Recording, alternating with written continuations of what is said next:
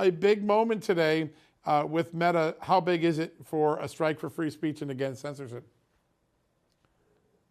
It's giant because this is really meaningful.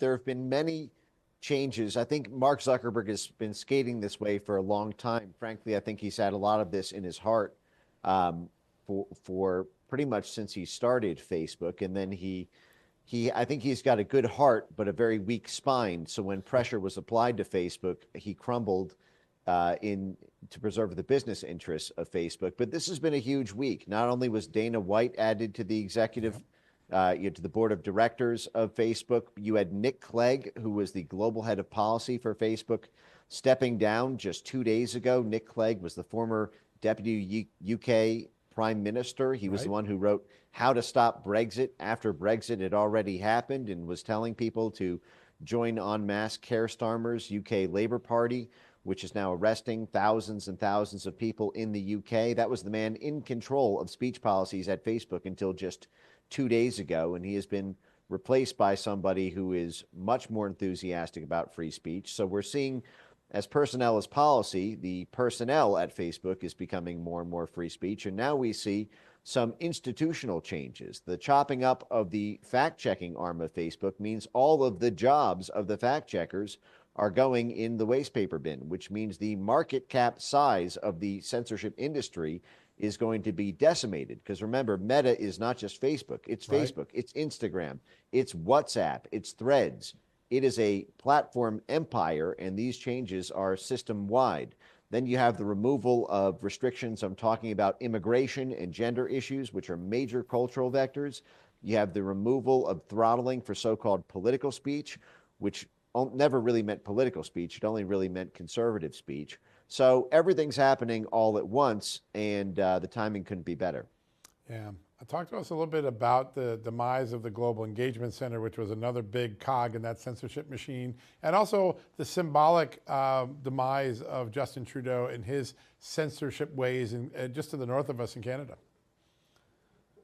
Yeah, absolutely. Well, the Global Engagement Center has now moved. While it's been formally shut down as an office, it has been moved into a new hub. It's basically a transition hub rather than a formal office, which is basically what it has been. There's little surprise there. We've known for some time, for about a month, that the Global Engagement Center was anticipating a shutdown and transitioning its staff to sort of diffuse into other areas of the State Department. Right now, details on that are sparse, but I suspect it's going to be the Bureau of Democracy, Rights, and Labor, which is the traditional side of the State Department involved in soft power projection and media activities, also in the Public Affairs, Public Diplomacy Bureau. But so while it's been good that it's been formally shut down and friction will be added to its activities, there's going to be a tough test from the Trump White House about whether aspects of the Global Engagement Center are going to be preserved simply because they are useful for winning, even if winning in a dirty way. For example, if we want to pursue regime change in Venezuela, it could be, I could see a situation where the Western Hemisphere desk of the State Department is petitioning the White House to preserve the counter-misinformation, counter-disinformation capacities and then spread that throughout the Western Hemisphere to neighboring countries so that the pressure can be preserved. A similar thing may continue to occur in the Ukraine region. And then the question is who's staffing those positions and whether they're going to use the definition of misinformation to boomerang back on Americans. One thing I'm certain of, your group, the Foundation for Freedom Online, is going to be on top of it. Real quickly, 30 seconds we got left before the commercial break. What's the biggest threat to free speech in 2025 that we all should have our alert on for?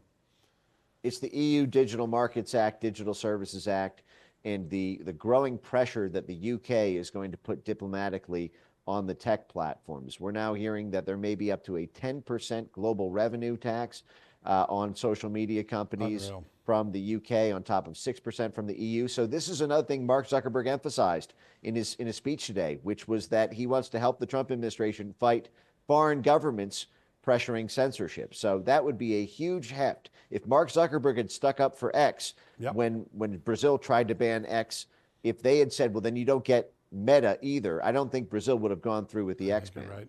I think you're exactly right.